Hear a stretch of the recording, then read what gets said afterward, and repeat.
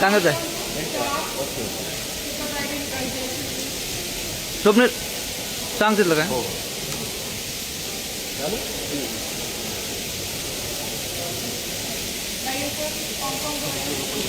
हो भैया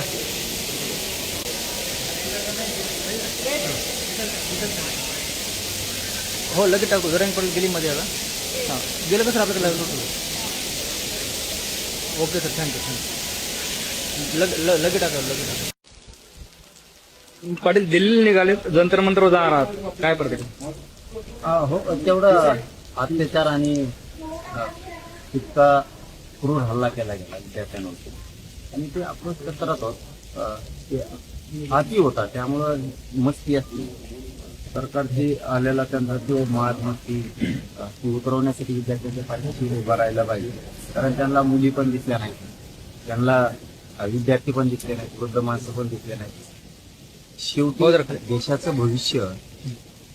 ते विद्यार्थी असते किमान त्यांची तरी मर्यादा केंद्र सरकार मोदी साहेबाला तरी यायला पाहिजे होती काही मंत्र्यांकडून जाणून बुजून जरी हल्ला करायला लावला असेल तरी पण पंतप्रधान या नात्यानं शेवटी देशाचं पालकत्व तुमच्याकडे असतं त्यावेळी तुम्ही इतक्या क्रूरपणे हल्ला घेऊन टाकायचा नसतो त्यामुळे ते कुठं सहनच होत नाही म्हणून त्यांच्या पाठीशी आपण ठामपणानं उभा राहायला पाहिजे आपले ते सोनमजी ते सुद्धा उपोषणाला बसले आपण त्यांच्याही पाठीशी ठाम राहायला पाहिजे आणि विद्यार्थ्यांना पण भेटला पाहिजे म्हणून आपण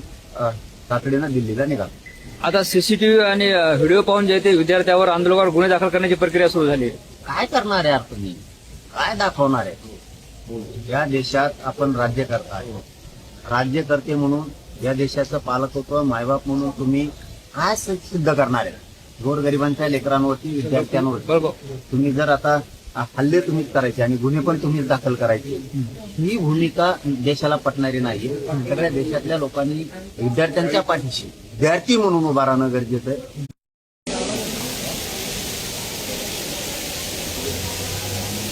स्वप्नील जरा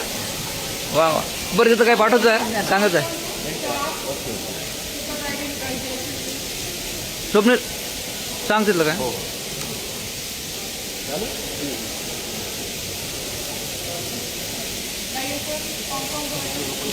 भैया